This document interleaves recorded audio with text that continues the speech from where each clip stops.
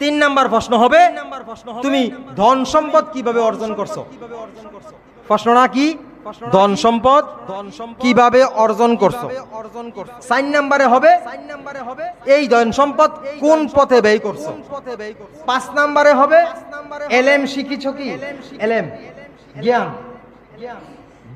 দ্বীনের এলেম, দ্বীনের জ্ঞান অর্থাৎ ধর্মীয় জ্ঞান শিক্ষা করেছো কি।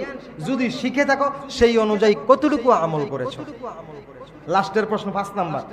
3 নাম্বার 4 নাম্বার শর্ট করে বললাম, এটার উপরে আলোচনা আছে। আচ্ছা 2 নম্বরে আমি আলোচনা করেছি। 3 নাম্বার হবে কি সম্পদ কোন কাজে কিভাবে সম্পদ অর্জন করছো। ব্যবসা করিনি আমরা, ব্যবসা করি না। আমি বুঝাইতে যাই আজকে শোরনা দিয়ে কথাগুলো স্পষ্ট বলছি, শোনার দরকার আছে। আছে না নাই? আছে। ব্যবসা করতে যাইয়া আমরা যখন ব্যবসা করি, ব্যবসার মাল বস্তার উপরে একরকম, বস্তার নিচে একরকম, এইরকম ব্যবসায়ী আমাদের দেশে মনে হয় বাংলাদেশও নাই তেমন একটা, নাকি বেশি। কি বলেন? বাঙালি এই কাজে একটু পারদর্শী বেশি। হ্যাঁ, তো এই কাজে পারদর্শী বেশি। এই ব্যবসাটা সুদের চাইতেও জঘন্য বলছেন পয়গম্বর সাল্লাল্লাহু আলাইহি ওয়াসাল্লাম। সুদের চাইতেও জঘন্য। সুদ খাওয়ার সর্বনিম্ন যেই হাদিসটা এসছে, সর্বনিম্ন যে পাপটা অপরাধটা, এটা মায়ের সাথে জেনা করা। নাউজুবিল্লাহ। সুদ খাওয়ার নিচু অপরাধ, সবচাইতে কম অপরাধ যেটা, আর বেশিটি কত ভয়ঙ্কর। এটা কি? মায়ের সাথে জেনা করার মতো।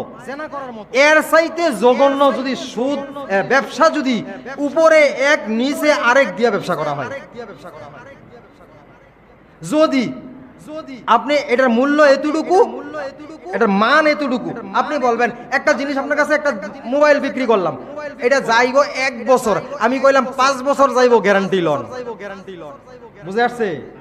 এই ব্যবসাটা সুদের চাইতেও জঘন্য, খারাপ, নিকৃষ্ট। আপনি যা আছে ঠিক তাই বলতে হবে। বস্তা যদি 3 মণ 2 মণ মালামালের বস্তা হয়, ভিতরে কিছু পচা থাকে, 2-1টা পচা উপরে না স্যাম্পল দিতে হবে। বুঝে আসছে? ব্যবসা কথা বুঝে আসছে? জমিতে কাজ করতে গেছেন, আমরা বদলি দেইনি, দেই। বদলির সাথে কন্টাক্ট হয়েছে 8 ঘন্টা। এখন গৃহস্থ বেড়ায়, মালিক বেড়ায় নাই। 8 ঘন্টা কাজ করবেন, 8 ঘন্টা কাজ করার কথা কইয়া আপনি 500, 700, 800, 1000 টাকা নিবেন, অথবা 800ই নিলেন। কইবেন 8 ঘন্টা কন্টাক্ট হয়েছে, এর মধ্যে যদি বদলিলায় কয়, কাজের লোকটায় কয় যে আমি 8 ঘন্টার মধ্যে 1 ঘন্টা খাওয়া এবং নামাজের জন্য কাটাবো, যদি আপনি রাজি মালিকের সাথে কথাবার্তা বইলা হয়, ওকে। এই আর কয় ঘন্টা থাকে? 7 ঘন্টা। 7 ঘন্টা কাজ করবেন, টাকা নেবেন 800, বলা কন্ট্রাক্ট হওয়ার পরে জমিতে গেছেন, মালিকে যায় নাই, মালিকে ব্যবসা করে, চাকরি করে, বিভিন্ন জায়গায় কাজে আছে। আপনি ওখানে যেয়া বলছেন মালিক যেহেতু নাই, আমারে আর কওয়ার কে, মালিক তো চাকরি করে, এবারে তো কৃষি কাজ বোঝে না, আমি যা মন চাই তাই করি। আপনি কাজ করতে পারতেন 5 শতকের কাজ, করছেন 3 শতকের কাজ। সারাদিন রোদ্রে পড়ছেন, চৈত্র বৈশাখ মাসের রোদ অথবা তুফান বৃষ্টি, সবগুলাই কষ্ট করছেন ঠিক, পরিশ্রমটাও করছেন ঠিক, রোদ্রে পুড়ছেনও ঠিক, সময়টাও অতিবাহিত করছেন ঠিক, কিন্তু 5 শতক কাজ করার কথা ফাঁকি দিয়া 3 শতকের কাজ করছেন। এই কাজটা এত কষ্ট করার পরেও হারাম। বুঝে আসছে? এত কষ্ট করার পরেও কি হারাম? মাটি কাটে না, এই মাটি কাটা এত পরিশ্রমের কাজ, তবুও যদি একটু ফাঁকি ঝুঁকি হয়, এটা হারাম। আমনে কইবেন হুজুর বড় বড় লোকেরা চুরি কইরা শেষ করে লাইতাছে, আপনি আইছেন মাটি কাটুনার মাসালা শিখাইতে। আল্লাহ তাআলা তাদেরকে 500 বছর, ধনীর থেকে 500 বছর আগে জান্নাত দেবে। সুবহানাল্লাহ। যারা মাটি গাড়ি রিক্সা চালায়, তাইলে আপনি আগের মানুষ, আপনারই তো আগে বুঝানোর দরকার। বুঝে আসছে?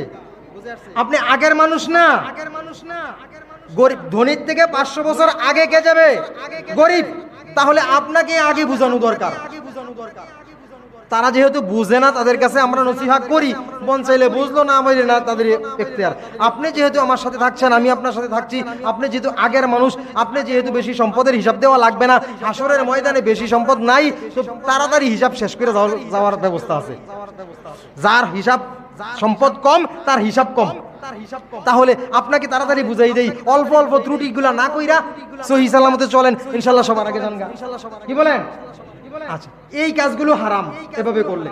এরকম কাজ, ব্যবসা, কর্ম, চাকরি, 8 ঘন্টা ডিউটি, মাসে আমার 10,000 টাকা বেতন, 8,000 টাকা, 15,000 টাকা বেতন, প্রতিদিন ডিউটি 8 ঘন্টা, এই অনুযায়ী চাকরি নিছি। এই ডিউটির ফাঁকে দিয়া, মাঝখান দিয়া গিয়া দেখা গেছে কি 2 ঘন্টা কাজ নাই, প্রতিদিন 10টা থেকে কাজ হয়। মালিকে কইছে 8টা থেকে আমার অফিসে থাকো, কিন্তু কাজ হয় কয়টায়? শুরু হয় 10টায়। আমি কই 10টায় যেহেতু কাজ হয়, আমি সিনিয়র হয়ে গেছি, এখন আর আমার তেমন একটা রিস্ক নাই, ইচ্ছা মতো ইজিভাবে যাইতে পারি। 9টায়, 9:30টায় গড়াইয়া আমাদের দেশে অফিসের লোকগুলো যায় কি যায় না? হ্যাঁ, 10টার আগে দেখা গেছে অফিসগুলা খুলেই না। কি বলেন? 10টার আগে অফিসগুলা খুলে না। অনেক লোকেরা কাজ করার জন্য বিভিন্ন অফিসে যাইয়া সিরিয়ালে দাঁড়াই থাকা লাগে। আমরা যে দাঁড়াই রয়েছি তার কাছে মনে হয় না যে মানুষ। এরকম বিভিন্ন অফিস আছে। এইগুলা চাকরি করে, কর্ম করে সময় দেয়, কিন্তু টাকাটা নিচ্ছে কি? হালাল টাকা হইতো যদি স্বয়ংসম্পূর্ণ সময়টা দিত, কাজটা স্বয়ংসম্পূর্ণ করতো। এই কিছু কিছু ত্রুটির কারণে এগুলো হারাম হচ্ছে। বুঝে আসছে? এখন সম্পদ কোন কাজে আয় করছেন এটার হিসাবে আছে কিন্তু আমরা 3 নম্বর প্রশ্নে। ঠিক আছে, এইভাবেই তো আমরা সম্পদগুলো আয় করি, তাই না? এই জন্য আল্লাহ তাআলা এই আয় কিভাবে করছো এটার একটা হিসাব নিব ওখানে। আর এই হিসাবটা কখন? শুরুতেই হিসাবটা শুরু হবে, যেখানে উঠবে সেখান থেকে। এরপরে এইভাবে যত রকমের ফাঁকি ঝুঁকি আছে, যত রকমের হারাম উপার্জন আছে সবগুলা, যত রকমের হারাম উপার্জন আছে সবগুলা, ঠিক আছে, এইটার হিসাব নিব আল্লাহ তাআলা।